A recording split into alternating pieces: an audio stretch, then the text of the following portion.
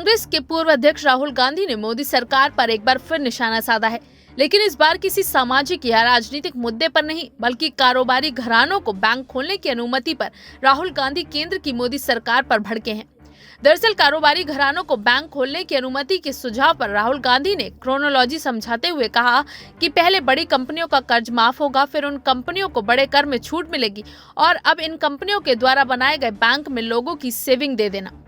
राहुल गांधी ने मंगलवार को ट्वीट करते हुए लिखा, क्रोनोलॉजी समझिए। सबसे पहले कुछ बड़ी कंपनियों के लिए कर्ज माफी, फिर कंपनियों के लिए भारी कर कटौती, अब उन्हीं कंपनियों द्वारा स्थापित बैंकों को सीधे लोगों की बचत दे।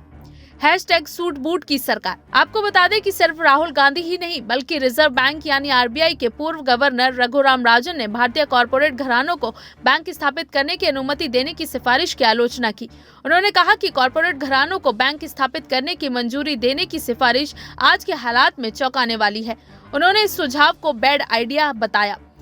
आरबीआई ने ऐसे गैर बैंकिंग वित्तीय संस्थानों यानी एनबीएफसी को बैंकिंग लाइसेंस देने की वकालत की है, जिनका असेट 50,000 करोड़ रुपए से ज्यादा है और जिनका कम से कम 10 साल का ट्रैक रिकॉर्ड है। और इसके साथ ही बड़े औद्योगिक घरानों को भी बैंक चलाने की अनुमति दी जा सकती है। बता दें कि बीते शुक्रवार को आरबीआई के एक आंतरिक समूह ने निजी बैंकों के मालिकाना हक पर नए नियमों को लेकर कई सिफारिशें की थी। इन सिफारिशों में सबसे बड़ी बात यह है कि ऐसे गैर बैंकिंग वित्तीय संस्थानों को बैंकिंग लाइसेंस देने की सिफारिश की गई है, जिनका असेट 50,000 करोड़ रुपए से ज्यादा है और जिनका कम से कम 10 साल का ट्रैक रिकॉर्ड है। और साथ ही बड़े औद्योगिक घरानों को भी बैंक चलाने की अनुमति दी जा सकती है। रिजर्व बैंक की समिति की सिफारिश आने के बाद से ही बहस शुरू हो गई है।